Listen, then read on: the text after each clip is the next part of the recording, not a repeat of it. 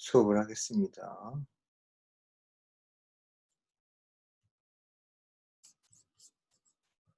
자, 아까 선발기업 얘기 마무리하는 건데, 선발기업들이 하는 전략 중에 하나가 이제 대중시장 침투 전략. 그래서 보면은 시장에 침투한다라는 건데, 여기 보면은 뭐 시장의 구매자들의 수를 극대화하는 거예요. 대중성 있게 만드는 거죠. 많이 판다는 거죠. 그래서 매출액, 점유율을 구축하기 위해서 적극적으로 투자하는 이런 거를 이제 대중시장 침투 전략이라고 하는 거고요. 그 다음에 보면은 틈새 시장 침투 전략은 아주 작은 시장으로만 들어가는 거예요. 작은 시장. 그래서 여기서는 아까 같은 경우에는 구매자의 수를 늘리는 게 관건이었는데 여기서는 수익을 극대화하는 거예요. 왜냐면은 한정된 시장이니까 크기가 작을 거란 말이에요. 틈새 시장이라는 건.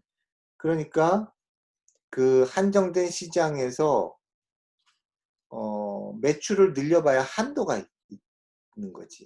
그러니까 여기서는 어떻게 하냐면 하나를 팔더라도 더 많은 수익을 낼 수 있는 수익 극대화하는 그런 시장. 그러니까 명품 시장 같은 게 딱 이런 거에 해당되는데 명품은 모든 사람들한테 물건을 비싸게 팔기를 원하지 않아요. 그럼 결국은 금방 시장이 붕괴돼 버리니까. 명품을 살 수 있는 한정된 시장에게 비싼 가격의 제품을 팔아서 어떻게 하는 거야? 하나를 팔더라도 많은 이윤을 남기려고 하는 그런 형태의 전략을 쓰겠죠? 수익 극대화 전략을 쓸 거예요. 그 다음에 마지막, 이건 지금 다 선발, 처음에 시장에 들어갈 때 기업의 전략이에요. 초기 고가 전략. 처음에는 아주 고가로 제품을 팔다가 상황이 이제 뭐 좀 달라지면 그 가격을 떨어뜨리는 이런 전략이죠. 제품 개발 및 출시 비용을 가능한 빨리 회수하기 위해서 고마진, 높은 마진을 채택하는 그런 전략이죠. 근데 이거는 계속해서 고가격을 유지하는 게 아니라 어느 정도 지나면 가격을 떨어뜨릴 염두를 두고서 그렇게 하는 전략이죠. 뭐 어쨌든 이런 전략들이 있다라는 거고, 그다음에 이제 후발 기업의 전략으로 가봅시다. 후발 기업. 자, 후발 기업은 어떤 이점이 있느냐, 경쟁 우위 이점이 있느냐라고 하면은, 자, 첫 번째, 시장 개척 기업보다 우월한 포지셔닝이라는 거야. 이게 무슨 말이냐면 처음에 시장에 진출하는 초기에 시장에 진출하는 혁신 기업, 선발 기업이죠. 선발 기업은 시장에 처음에 그 새로운 제품을 갖고 들어가기 때문에 시장이 어디 단일 시장이야. 여러 개로 나눠져 있는 시장이 아니란 말이야. 그러니까 그 시장으로 이제 들어가게 되면 거기에 반응하는 소비자들이 생기게 되고 그렇게 되면 이제 소비자들이 나는 어떤 제품이었으면 더 좋겠는데 나는 내 취향은 이런데라고 하면서 그 시장이 다시 나눠질 가능성이 높죠. 세부 시장으로 나눠질 가능성이 높아. 그러면 이제 초기에 진입한 그 기업의 제품은 그 나눠진 시장 속에서 어느 쪽도 만족시키지 못할 가능성이 커지죠. 물론 선발 기업이 빨리빨리 대응해서 그 세분되는 각각의 시장의 구미에 맞는 제품들을 다 내놔주면 좋은데 만약에 그렇게 하는 데에 실패하거나 아니면 더디게 대응할 때 그거를 찌르고 들어가기가 좋다는 거야. 그러니까 지금 시장이 나눠지네? 그럼 우리는 저 나눠지는 시장에 대응해서 그거에 딱 맞는 제품을 갖고 들어가자. 이렇게 되면은 후발 기업한테도 충분히 유리할 수 있다라는 거죠. 여기 보면은 후발 기업은 보다 정확한 제품 포지셔닝을 통해서 개척 기업을 공략할 수 있다라고 하는 거죠. 자, 그 다음에 또 뭐가 있냐면 뭐 제품상의 혁신인데 사실은 이 제품상의 혁신은 선발 기업이 사용하는 거예요. 어떤 혁신적인 제품을 갖고 내놓는 건데 여기서 뭐냐면 기술이 이미 선발 기업이 나간 다음에 새로운 기술이 나오는 거야. 새로운 기술이 발견되는 거야. 그러면 그 새로운 기술은 선발 기업은 이미 쓸 수가 없지. 이미 지나갔으니까. 그럴 때 후발 기업이 그런 기술을 사용할 수 있는 거죠. 그러니까 아까 얘기한 테슬라 같은 경우에도 그래요. 예전에 자동차 산업은 내연기관으로 만드는 게 당연한 거였다고. 근데 전기를 이용한 자동차라는 새로운 기술이 나왔어. 그랬을 때 기존의 자동차 업체가 그걸 선뜻 취할 수 없는 게 뭐냐면 자기들은 내연기관의 자동차를 이미 갖고 있거든. 이걸 다 포기하고 완전히 전기 쪽으로 넘어올 수가 없죠. 아까 얘기한 것처럼 전환 비용 이런 것 때문에 쉽게 옮겨올 수가 없어. 자, 그럴 때 그걸 딱 움켜쥘 수 있는 게 뭐냐면 전혀 부담 없이 새로 시장에 진출하는 후발 기업 같은 경우에는 그런 전기자동차 같은 걸 취할 수 있는 거죠. 그래서 그런 그 개척 기업이 기술적으로 미비하거나 결함이 있을 때 후발 기업이 이런 약점을 개선해서 시장에 진출할 수 있다라는 거죠. 다이슨 알죠? 다이슨. 무선 청소기로 알려져 있는 다이슨. 이 다이슨이 가만히 보니까 전기자동차가 꽤 괜찮을 것 같아. 그래서 어차피 마찬가지잖아. 자동차도, 전기자동차도 건전지와, 그러니까 배터리와 모터로 이루어진 거고, 자기들이 잘 만드는 전기청소기, 무선 청소기도 배터리와 모터로 만들어진 거야. 그래서 우리들도 전기자동차를 만들겠다라고 선언을 하고 시장에 진출했었죠. 그래서 다크호스가 될 줄 알았는데 포기했어요. 포기했어. 그거는 뭐 해보니까 뭔가 시장 가능성이 없든지 뭐 여러 가지 무슨 이유가 있었겠지. 자기들이 뭐 밝히진 않는. 어쨌든 그런 그 중간에 어떤 선발 기업이 채우지 못하는 그런 기술적인 그런 측면을 잡아가지고 들어가는 이런 것들이 후발 기업의 강점이 될 수 있어요. 자, 그 다음에 마케팅 전략상의 혁신. 후발 기업은 개척 기업이 마케팅을 실행하는 과정에서 발생하는 실수를 기회로 활용할 수 있다는 거야. 남의 불행은 나의 행복인 거지. 그러니까 앞서 나가는 기업이 분명히 실패할 때가 있다는 거야. 그때 그거를 잡아서 그 틈을 비집고 들어가겠다라는 거지. 그 이제 마케팅에서의 얘기고요. 그다음에 최신 기술을 활용하는 능력. 기술은 계속해서 변하잖아. 그러니까 선발 기업, 혁신적인 기업이 앞에 나갈 때는 시장에 나갈 때는 그 기술이 없었다고. 근데 그 뒤에는 그런 기술이 생겼을 때 그걸 이용할 수 있는 건 후발 기업이 그걸 이용할 수 있는 거죠.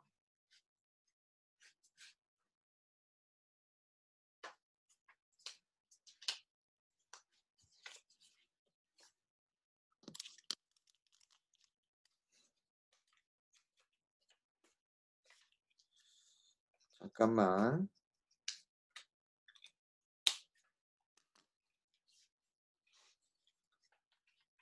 자, 우리나라 같은 경우에 어떻게 이렇게 빨리 신흥 그 공업국 그리고 선진국 대열에 들어갔느냐면 이 네 번째 이유가 굉장히 커요. 네 번째 이유. 그래서 예를 들어서 뭐 제철 기술, 우리나라 이제 포항 제철이 유명한데 우리나라 포항 제철이 워낙 그 뭐 제철 기술이 뛰어나고 경영 전략을 잘했다 이게 아니고 처음에 그 이거 처음에 제철을 시작해서 제철에서 제일 앞선 나라는 미국이었어요. 미국.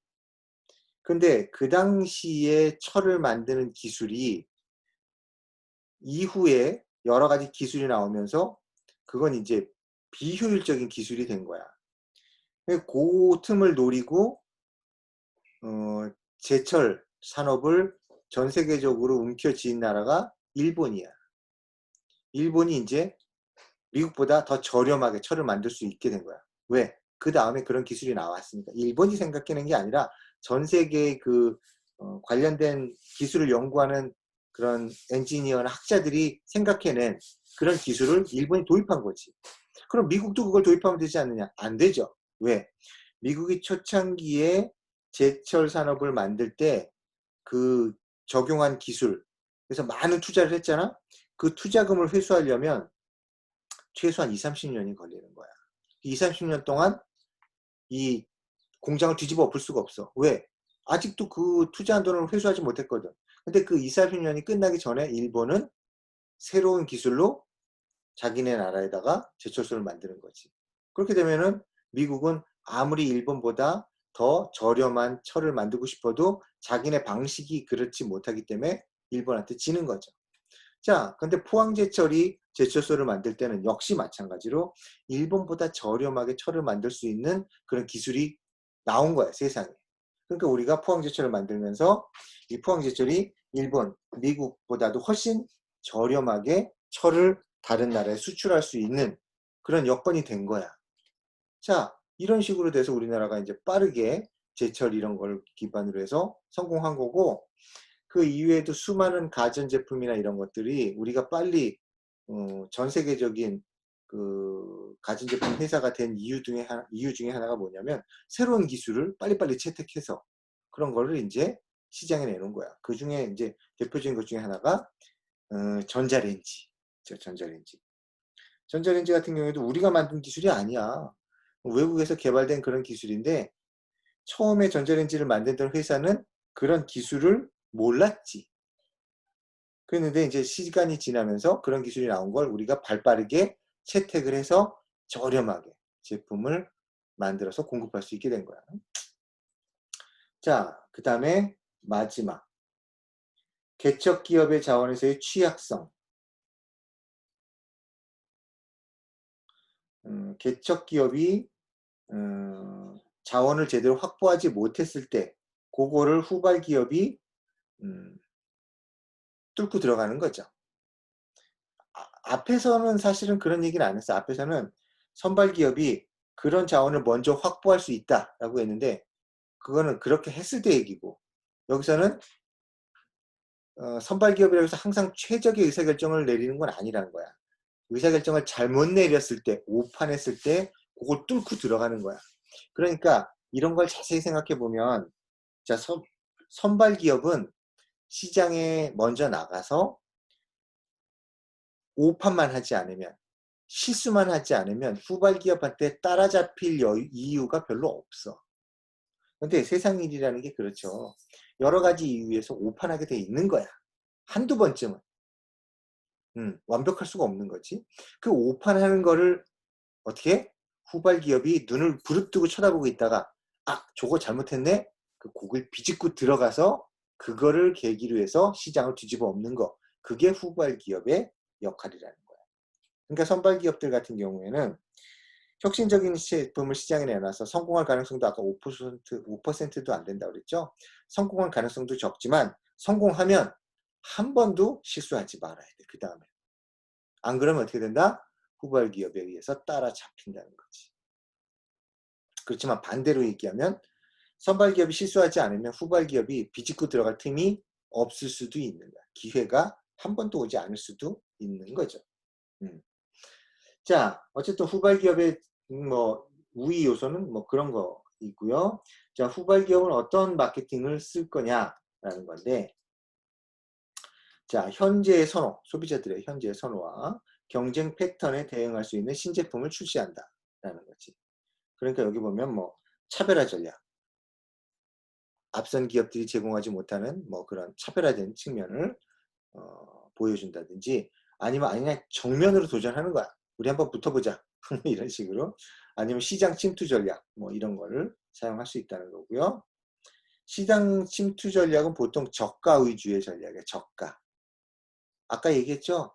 그 선발 기업은 고가 위주의 전략을 많이 써. 그러니까 뒤에 들어갈 때는 후발 기업이니까 어떻게 싼 맛에 우리 제품을 써다오. 이런 식으로 저가 전략을 쓰게 되는데 되게 그런 거를 쓸 때는 시장 침투 전략이 된다는 거야. 자, 그 다음에 고객들이 추구하는 편익들의 조합이나 핵심 편익을 변화시킬 수 있는 신제품을 출시한다. 이게 뭐냐면 아까 얘기한 것처럼 시장이 발전하면서 고객들의 취향이 다양해지고 세분화되는데 그거에 적절하게 맞춰서 들어가는 거죠. 그래서 여기 보면 뭐 대응 시장 세분화, 혁신적 세분화, 이런 세분화 얘기가 나오는 거야. 자, 그 다음에 고객의 편익과 경쟁 패턴을 바꿀 혁신적인 제품 출시로 새로운 표준을 확립한다. 여긴 혁신이 주네. 후발 기업이지만 혁신적인 기술, 혁신적인 컨셉으로 승부를 한다라는 그런 개념이죠. 그래서 뭐 제품의 혁신, 세분 시장의 혁신, 편익의 혁신 이런 얘기인데, 자, 후발 기업이면서 혁신적인 제품을 내놓는 거 쉬운 일은 아니죠. 쉬운 일은 아니야.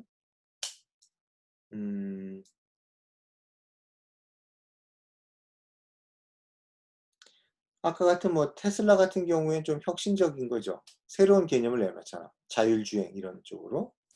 그래서 그런 것들은 새로운 표준 이런 게 될 수 있겠네요.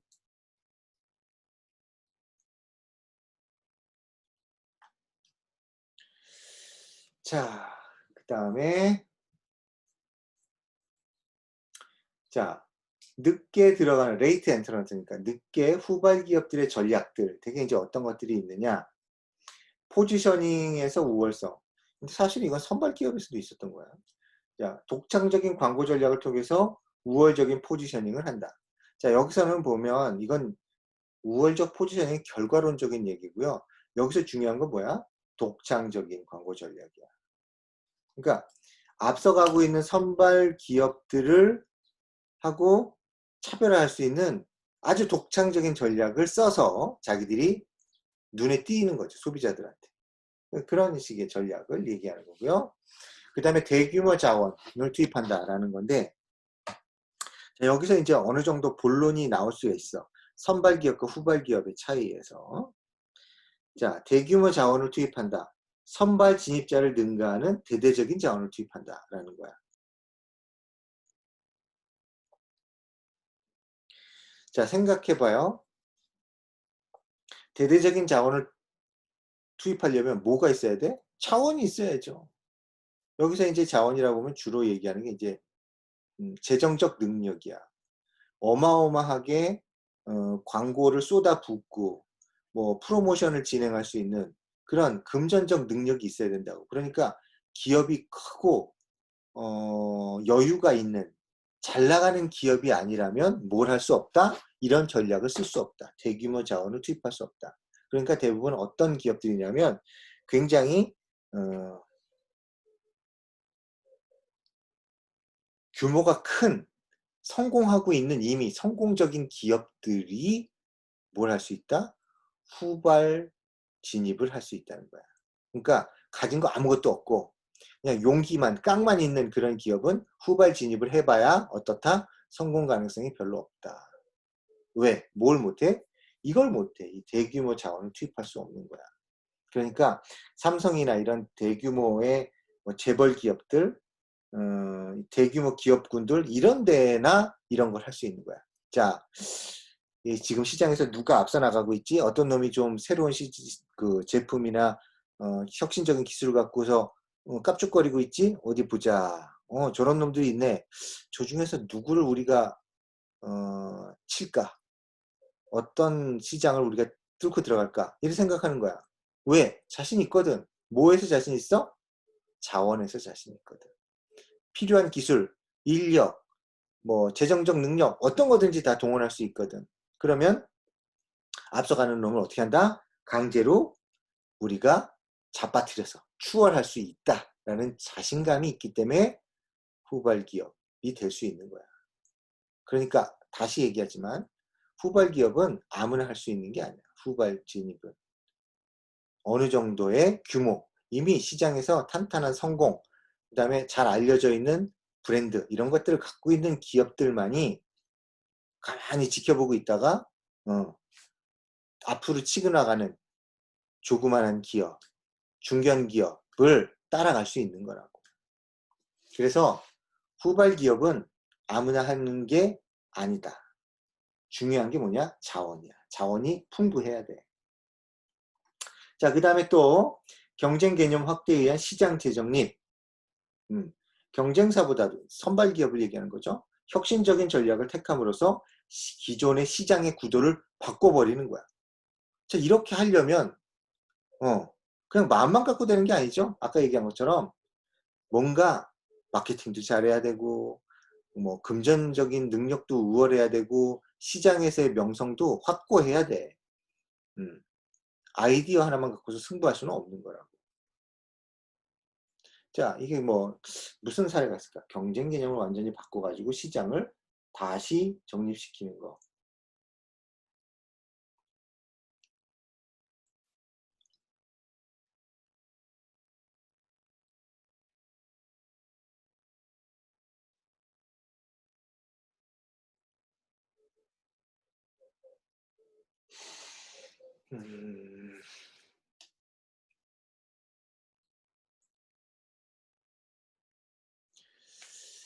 음,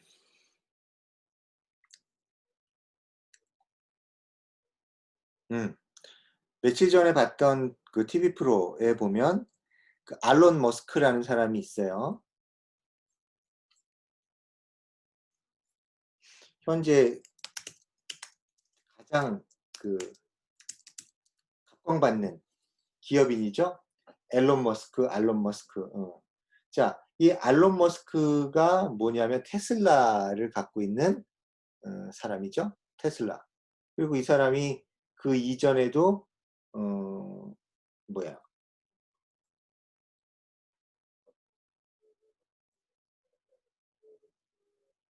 이베이인가? 뭔가를 뭐 투자를 해가지고 뭐였더라? 하여튼 인터넷 쪽에서 상당히 많은 돈을 벌어들인 사람이에요. 근데 이제 이 사람은 약간 돈키호테 같은 사람이죠. 그래서 이 테슬라도 성공하지 못할 거라고 많은 사람들이 예상했었고, 굉장히 오랫동안 적자여서 저게 과연 성공할까? 결국은 자빠지지 않을까? 부도가 나지 않을까라고 생각했는데, 최근에 와서 흑자로 돌아섰죠? 그러고서 이 테슬라의 자동차 회사의 주가가 막 하늘 높은, 뭐, 막 치솟아 가지고, 엄청난 주가를 이제 뭐, 보여주고 있는데, 이 사람이 유명한 이유 중에 하나가 뭐냐면 이 사람이 우주 프로젝트 여기 있는 스페이스X라고 하는 회사를 만들었어. 그래서 이 사람이 꿈꾸는 게 뭐냐면 민간 우주 개발 업체를 만들어서 인류를 화성으로 이주시킨다라는 게 이 사람의 목표야. 그 다른 사람들은 미친놈 아니야? 아니, 화성에 아무것도 없잖아. 화성에 가면 사람들이 숨도 못 쉬어. 근데 거기 가서 왜 살아? 라고 생각할 수 있지만 이 사람은 그렇게 생각하는 거야. 가까운 장래에 지구는 인간들이 완전히 못 쓰게 만들 거다. 그러니까 이 지구를 버리고 떠날 수밖에 없다. 근데 어디로 가느냐? 뭐 몇백 광년 떨어져 있는 데로 가면 어떻게 몇백 광년, 광년의 빛의 속도로 가도 몇백 년 걸린다는 거 아니야? 그럼 죽는 거지. 뭐 우주선에서 다음 세대로 넘어가가지고 몇 세대 지난 세대가 거기 도착한 뭐 이런 생각 이런 상황밖에 안 되는 거야. 불가능한 거란 말이야 현지에서. 이 사람은 현실적인 생각이 뭐냐면 화성은 몇 년 내에 갈 수 있는 거야. 몇 개월이든 몇 년 내에 갈 수 있는 거야. 현재의 기술로도. 그렇지만 물론 화성에서는 숨을 쉴 수 없으니까 지하로 파갖고 들어가가지고 거기서 뭐 산소 같은 거 생성해서 거기서 먹고 살 수 있다라고 생각하는 거야. 현실적인 대안이지. 지구가 완전히 폐기 처분되면 우리가 움직일 수 있는 데는 화성밖에 없다라고 보는 거죠. 수금지화. 지구에서 가장 가까운 게 수성과 화성인데 수성은 태양에 가까우니까 안 되고 화성이 태양보다 머니까 저기 지구보다 태양에서 머니까 그나마 가능하다고 보는 거죠. 그래서 이 사람이 이제 우주 프로젝트를 만들었는데 계속 실패하다가 최근에 성공했죠. 성공했어. 그래서 우주 프로젝트 이런 거는 미국 같은 거대한 국가가 국가적으로 운영하는 나사 같은 기관에서만 진행할 수 있다라고 생각했는데 이 사람이 그 생각의 틀을 깬 거야. 혁신적인 전략을 쓴 거야. 그래서 민간이 보다 저렴하게 그리고 여러 번 쓸 수 있는 우주선을 사용하면 승산이 있다라고 생각한 거죠. 한번 볼까?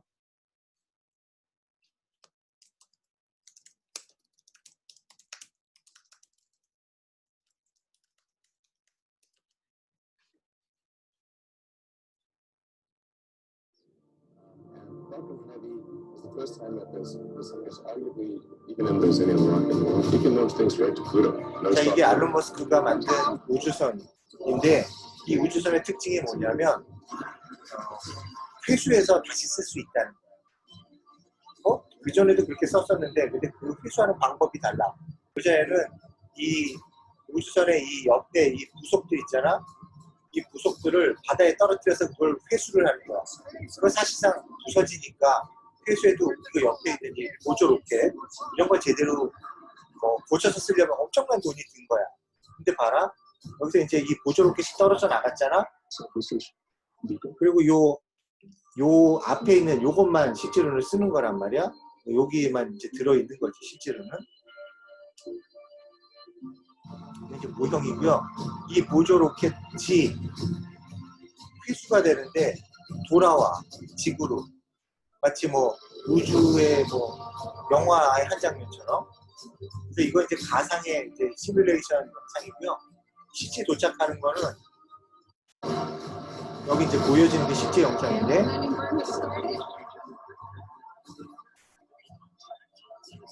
거꾸로 서가지고 돌아오는 거야. 그래서 이제 점화가 돼서 서서히 속도를 늦춰갖고 착륙을 하는 거죠.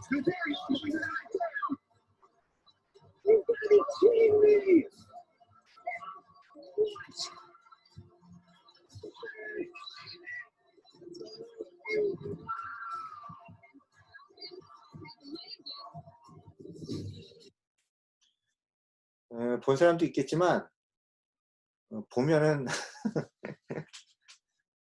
사람들이 열광하게 돼 있어요. 그래서 대단하다.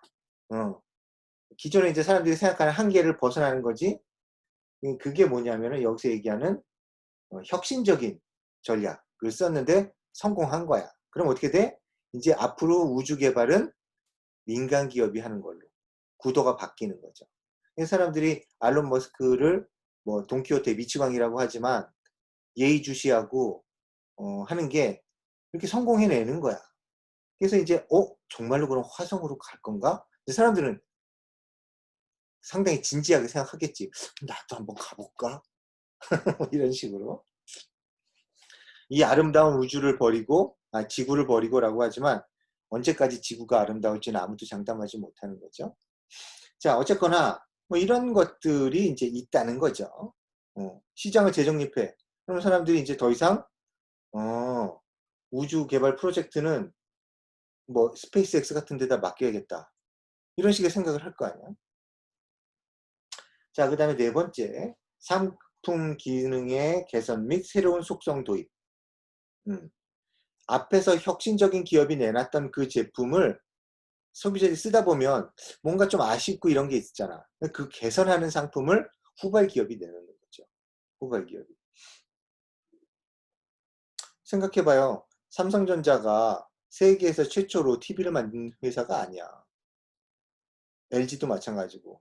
LG는 우리나라에서 최초로 라디오를 만든 회사인데 외국 그 부품 그냥 그대로 갖다가 그대로 카피해서 만들어갖고 라디오를 개발해서 시중에 팔면서 와 대단하다. 그땐 그랬단 말이야. 그러던 그 삼성이나 LG 같은 회사가 지금 어때? 전 세계에서 가장 높은 TV 시장 점유율을 갖고 있다고. 뭘 한 거야? 벽걸이 TV, LED TV 이런 식의 기능 개선을 한 거야. 새로운 속성을 도입한 거지. 그래가지고서 소비자들을 매혹시키고 새로운 시장 강자가 되는 거야. 이게 후발 기업이죠. 자, 여기 보면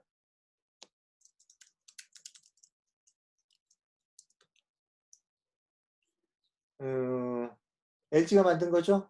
디자인 잘 빠지면 성능은 쏙 빠진다고? 광고는 신경 쓰지 큐밍도 말고. 모르면서 실용주의 라이프 큐밍슨. 가전 전시회에 와 있는데 플렉서블 사이니지를 260장 겹쳤대요. 폭포 내리는 거는 이게 올레드 폭포라는 거. 자, 이게 LG TV야. 패널이 많이 들어가요. 이 스크린이 완전히 이 통 속에 말려 있다가 쫙 펴지면서 올라오는 거야. 2채널 100W 스피커로 쓸 수가 있고 대단하죠. 올라오죠. 올라오면서 그러니까 이게 65 화면이 인치 부러질 수 패널이 있다는 거를 쓱 응용해서 이런 올라오는 제품을 이게 내놓고 말려서 안에 TV를 안 볼 때는 구겨서 집어넣어놨다가 말아가지고 집어넣어놨다가 필요할 때 중간에 올려갖고서 보는 거죠. 인테리어에 완전 자유로운 거죠. 별거 아닌 것 같지만 그리고 올라왔을 기존에 때는 없는 제품이잖아. 이런 거 보면 소비자들이 열광하는 거죠. 엄청나게 비싸. 음악 모드, 프레임 모드, 시간 모드, 무드 모드, 홈 대시 1000만 원 뭐 넘지만 이런 걸 원하는 사람들은 쓴단 말이야. 아직 가격은 모르겠는데 시그니처 붙어 있으니까 잠깐 있을 것 같습니다. 자, 이런 게 바로 뭐냐면 상품 기능 개선, 새로운 속성이라고. 대단하죠, 우리나라 기업들. 자, 그 다음에 유통의 혁신. 앞에 진입한 사람이 유통을 만든다고 하지만 그게 최적은 아니란 말이야. 그거를 뭔가 더 효율적으로 만들어서 그 틈을 비집고 들어오는 그런 전략. 그걸 이제 위에 들어오는 후발주자가 할 수 있다라는 거예요. 자, 여기 뒤에 이제 사례들은 그런 것들에 대한 이제 사례야. 쭉 나오는 소개시켜 주는 거죠. 유통혁신. 자, 거기까지가 이제 그 설명이었고, 여기부터는 이것도 사례네? 이것도 뭐 별로, 음, 음,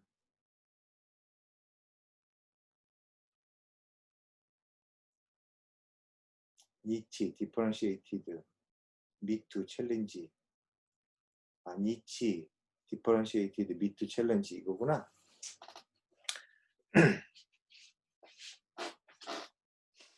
자, 여기 보면은 이건 그냥 참고인데 어떤 학자가 이야기한 거를 소개한 거야. 그래서 후발 기업이 어떻게 하면은 이 시장에 성공적으로 그러니까 들어와서 다 제껴버리고 이긴다 이런 개념이 아니라 선발 기업들하고 같이 살아남을 수 있는 공존 전략을 펼칠 수 있느냐라는 개념으로 본 거죠. 그래서 이제 자기네들의 상품, 아이디어를 얼마나 차별화할 수 있느냐. 차별화를 잘할 수 있다. 차별화는 못한다.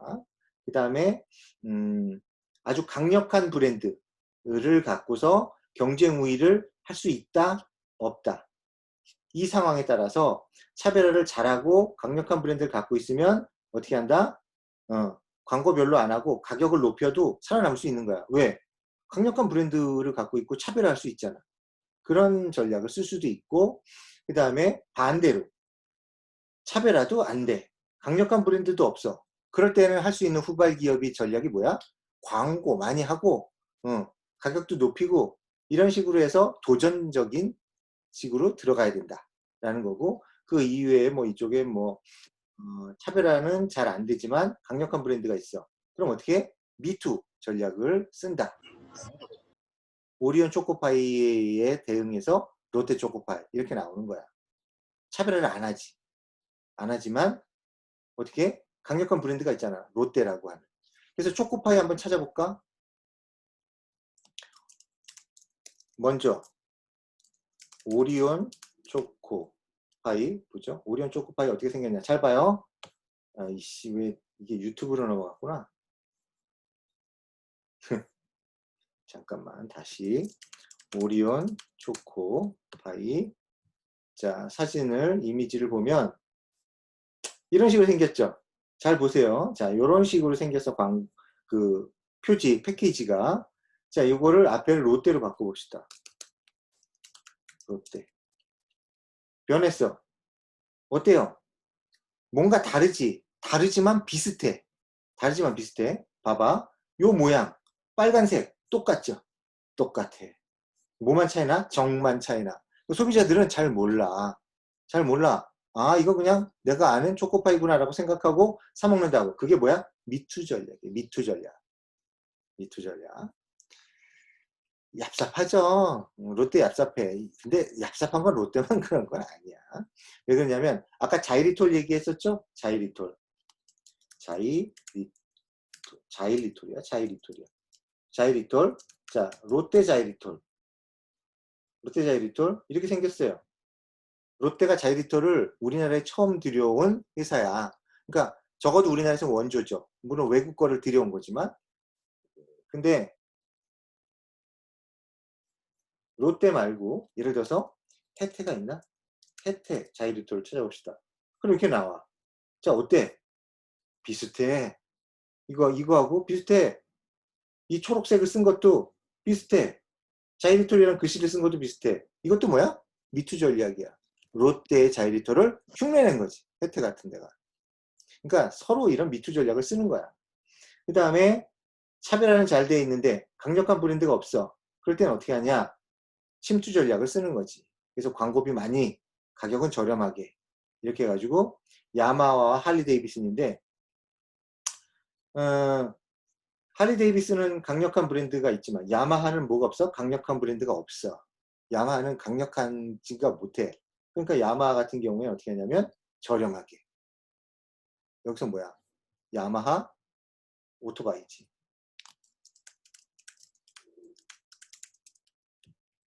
이런 이제 오토바이가 있는데 자기네들은 물론 야마하라는 건 유명하지만 이 브랜드 자체가 오토바이 쪽에서는 강력하지 않단 말이야. 그러니까 어떻게 하냐면 차별화된 침투 전략을 쓰는 거야. 차별화된 침투 전략. 여기 보면 희한한 게 이런 오토바이도 있다. 앞에가 바퀴가 2개야. 그럼 뭐야? 뒤에 바퀴가 하나. 세발 자전거 같은 거야. 세발 오토바이지. 어떤 염려가 없다? 자빠질 염려가 별로 없다. 오토바이는 코너링 할 때 몸을 기울여야 된다고 사람들은 그거 되게 부담스러워 한단 말이야. 자빠질 것 같단 말이야. 근데 이건 앞바퀴가 2개니까 덜 자빠질 가능성이 높죠. 뭐 이런 식의 제품, 차별화된 거죠. 이런 전략을 쓴다는 거야. 자, 이런 식으로 해가지고서 뭐 사례까지 다 소개를 했는데 뭐 이런 사례 다 우리 일일이 볼 필요는 없죠. 어쨌거나 자, 마무리를 할게. 자, 선발 기업과 후발 기업 다 필요한 거야. 근데 선발 기업은 뭐가 따른다? 위험이 따른다. 실패할 가능성이 되게 높아. 자, 실패할 가능성을 왜 무릅쓰느냐? 그런 위험을 무릅쓰지 않고는 성공할 수 없는 기업들이기 때문에 선발 기업 전략을 쓰는 거야. 잃을 게 없는 거지. 잃을 게 없는 기업들. 그러니까 거대한 덩치, 이미 충분한 성공한 기업들은 선발 기업 전략을 잘 안 써. 왜? 이미 자기들은 업계 1위야. 공룡이라고. 그러니까 그런 기업들은 그 체구를 유지하려고만 해. 어떻게 하느냐? 가만히 보고 있다가 좋은 사업이 있으면 따라 들어가는 거야. 후발 기업으로 따라 들어가서 거기서 한몫을 차지하든지 운이 좋으면 거기에 강자가 되는 선발 기업을 넘어설 수가 있는 거죠.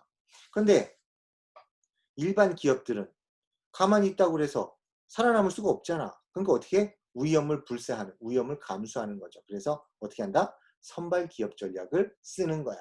그래서 선발 기업이 되고 잘만 하면 그 업계의 강자가 되고 오랜 시간이 지나면 어떻게 된다? 자기들도 후발 기업 전략을 쓸 수 있을 정도의 강력한 기업 집단이 될 수 있는 거야. 근데 그 중간에 실수를 한다면 어떻게 된다? 강력한 후발 기업에 따라잡히거나 후발 기업과 시장을 나눌 수밖에 없는 거죠. 그러니까 각자의 입장이 있는 거야. 선발 기업이 유리한지 후발 기업이 유리한지. 그러니까 보통은 이미 충분히 성공해서 강력한 여러 가지 자원을 갖고 있는 기업이라면 굳이 무리해서 선발 기업 전략을 쓰지 않는다는 거야. 아까 삼성 봐요. 삼성이 mp3라는 파일을 내놨지만 그걸 갖고 전 세계에다가 mp3 플레이어를 먼저 선도적으로 내놓고 시장을 이끌어 가려고 하는 위험은 감수하지 않으려고 그래. 왜? 잃을 게 많거든.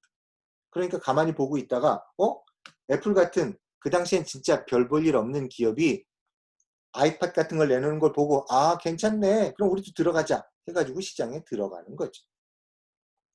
그런 게 후발 기업에 어울리는 전략이고 사실 애플은 처음에 시작했을 때는 그 애플 맥 컴퓨터 같은 그런 걸 시험적으로 내놓는 아주 조그만한 기업이었단 말이야. 그런 기업이 혁신적인 그런 아이팟 같은 제품, 에어팟, 아이팟, 그 다음에 이제 맥 컴퓨터 이런 것들을 내놓으면서 점점 사람들의 눈에 띄게 되고 결국은 아이폰 같은 걸 내놔서 일약 그 거대한 기업으로 성장한 거죠. 그러니까 조그만한 기업은 그런 혁신성을 띄어서 연이어 성공해야만 이런 거대 기업이 될 수 있는 거야. 그럼 거대 기업이 된 지금의 애플은 어떠냐? 혁신을 하지 않죠. 어떻게 해? 애플도 시장 눈치를 보는 거야. 그래서 어디 쓸만한 아이템이 있으면 어떻게 한다? 가가지고 그거를 차지하려고, 후발 기업이 되려고 지금 준비하는 거예요. 그러니까 지금 봐봐. 지금은 애플도 어떤 혁신적인 제품도 내놓지 않아. 도리어 거꾸로 삼성을 따라 하는 거야. 뭐냐면 아이팟을 뭐 프로라고 그래가지고 더 고급 제품, 더 큰 제품 뭐 이런 걸 내놓고, 휴대폰도 종전에는 뭐 넓은 그 액정은 필요 없다 그러다가 이제는 삼성하고 비슷한 액정을 내놓고 이런 식으로 서로 따라하기가 되는 거죠. 왜? 이제는 선발 기업이 되기에는 너무 위험이 크다고 생각하는 거야. 그러니까 이제 어떤 다른 선발 기업이 이 스마트폰 이 영역이든 어디든 또 치고 나오겠지. 새로운 걸로 갖고 치고 나오겠죠. 그래서 만약에 걔네들이 한 번도 실수하지 않고 계속 성공한다면 삼성이나 애플 같은 기업을 제끼고 또 다른 큰 기업이 되겠죠. 근데 만약에 그 중간에 실수하거나 약점을 보인다면 삼성이나 애플 같은 데에다가 잡아먹히겠지. 그 시장을. 자, 그런 상황이 선발 기업과 후발 기업이 공존할 수 있는, 각각이 성공할 수 있는 상황이 되는 거야. 그러니까 이제 와서는 보면 항상 선발 기업이 옳다, 항상 후발 기업이 옳다라는 이야기는 안 맞는 상황이 되는 거죠. 자기들의 놓여있는 입장, 상황에 따라서 어디는 선발 기업이 유리하고 어디는 후발 기업이 유리하고 이렇게 되는 거예요. 그러니까 삼성이나 뭐 현대나 SK 같은 데 가서 왜 우리는 혁신하지 못합니까? 왜 우리는 혁신적인 제품을 내놓지 못합니까? 이렇게 얘기하는 건 뭐야? 상황 판단 못하는 애들 얘기예요. 그러면 거기서 뭐라 그래? 그래? 그럼 너 나가. 나가서 네가 하고 싶은 거 해봐. 라고 하겠죠. 왜? 재벌 기업들한테는 안 맞는 전략이거든. 선발 기업 전략이라는 게. 자, 이렇게 해서 선발 기업, 후발 기업에 대한 이야기를 다 여러분들한테 전달을 했습니다. 자, 이제 일주일 시간이 있으니까 여러분들 열심히 잘 시험 준비를 해서 다음 주에 2시에 606호죠? 거기서 시험 시간에 봅시다. 그래서 뭐 생활 속 거리두기, 시험 때도 그걸 잘 실천해야 돼요. 그래서 마스크 준비 잘 해오고, 그다음에 충분히 그 서로 거리를 띄고 시험을 보고, 될 수 있으면 친구들끼리도 접촉하지 말고, 신체 접촉하지 말고, 그래서 무사히 귀가해서 우리가 시험 보면서 서로 뭔가 그 불미스러운 뭐 감염이나 이런 거가 일어나지 않게 여러분들도 잘 해주시기 바래요. 어쨌든 시험 준비 잘 하고 대비 잘 하고요. 그래서 다음 주에 봅시다. 여러분들 한 학기 동안 고생 많이 했어요. 나도 이제 어느 정도 동영상 수업에 익숙해져서 다음 학기에도 이런 게 또 진행이 되면 이번 학기보다 더 잘 할 수 있지 않을까 생각이 되는데, 어쨌든 여러분들 한 학기 동안 고생 많이 했고, 뭐 시험 때는 못할 얘기니까 미리 얘기하지만 방학 잘 보내시고요. 건강한 모습으로 또 2학기에 수업 시간에 봅시다. 자, 그러면 오늘은 그러면 13강은 안 들어가요? 1장부터 12장까지 책으로 치면 1장부터 12장까지가 시험범위고, 동영상으로 보면 오늘까지의 동영상 중에서 8주차에 해당하는 동영상은 빼고 나머지 동영상들이 시험 범위에 들어가는 거죠. 뭐 또 다른 질문 있어요? 시험 난이도? 시험 난이도는 그렇게 어렵게는 안 낼 거예요. 왜냐하면 시험 범위가 너무 광범위해서. 여러분들이 시험 보면서, 그러니까 시험 공부하면서 요건 중요한 개념이네, 요건 교수님이 낼만 하겠다라고 하는 데서 낼 거야. 이런 데서도 냈나? 라고 하는 데서는 됐으면 안 낼 테니까 여러분들도 보면서 요게 중요한 거구나라고 생각하는 것들을 특히 잘 정리해서 시험에 대비하기 바라요.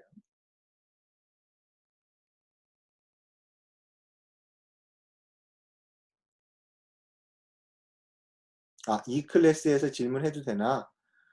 질문해도 되지. 그렇지만 이게 질문이 명확해야 내가 한 번에 대답하지, 뭐 왔다 갔다 해서 무슨 질문인지 파악할 수 있을 정도의 질문을 이 클래스로 하게 되면 질문이 효율적이지 못하죠. 그러니까 어쨌든 뭐 이 클래스로 질문해도 돼요. 서술형은 한 문제, 나머지 80%, 80점에 해당하는 건 다 가로놓기로 될 거예요. 그러니까 보통 5점씩이니까 80점이 5점이 되려면 몇 개가 돼야 돼? 16개의 문제 정도가 단답형이 되겠네. 어떻게 단답형이 15개냐? 16개야 되지. 5, 6, 30이 되잖아. 80점. 단답형 16개, 서술형 한 문제. 그렇게 되는 거죠.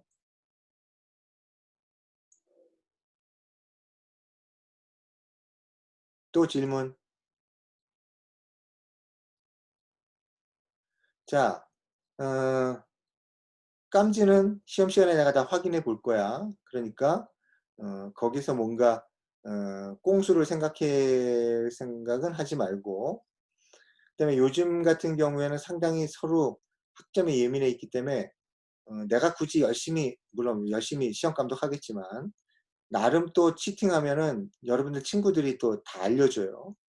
그러면은 여러분들이 또 그런 불이익을 받을 테니까 굳이 깜지까지 있는데 치팅할 생각은 하지 말아요.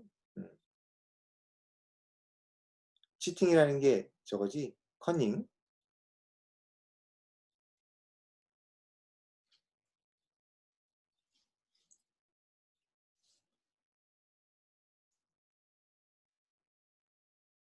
그리고 시험 시간에 제발 늦게 오지 말고, 2시인데도 늦잠 자고 오는 사람들, 뭐 어제 밤새고 깜빡 잠깐 자려고 했는데 지금 눈 떴습니다, 뭐 이런 거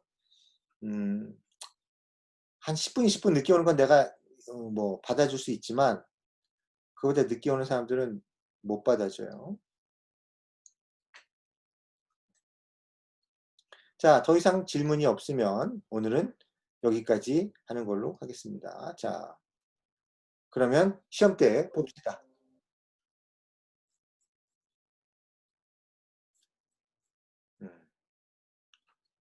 자, 시험 때 봐요.